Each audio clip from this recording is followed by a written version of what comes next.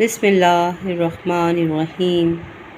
صحیح بخاری کی حدیث ہے، خیرکم من تعلم القرآن وعلمہ۔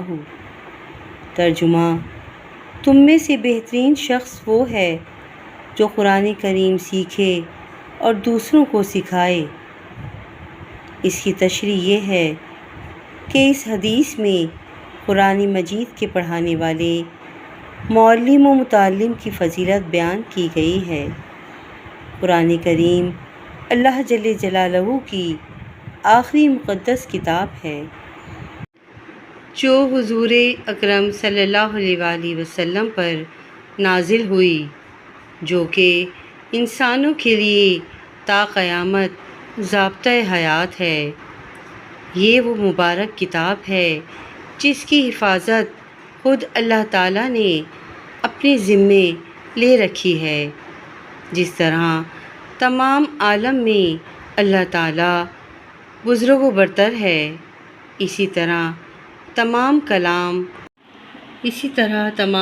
کلام و کتب میں قرآن کریم اعلیٰ اور اہم ہے۔ اس میں ہمارے نفع و نقصان اور فوز و فلاح کی سب باتیں لکھی ہوئی ہیں، لہٰذا ہمیں چاہیے کہ ہم قرآن کریم اسی طرح تمام کلام و کتب میں قرآن کریم اعلیٰ اور اہم ہے۔ اس میں ہمارے نفع و نقصان اور فوز و فلاح کی سب باتیں لکھی ہوئی ہیں، لہٰذا ہمیں چاہیے کہ ہم قرآن کریم کو اخلاص کے ساتھ پڑھیں، جس کے ساتھ فہم و تدبر اور غور و فکر بھی ہو۔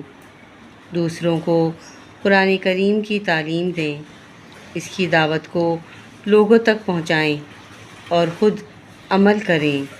اس کے مطابق عمل کرنے میں دونوں جہانوں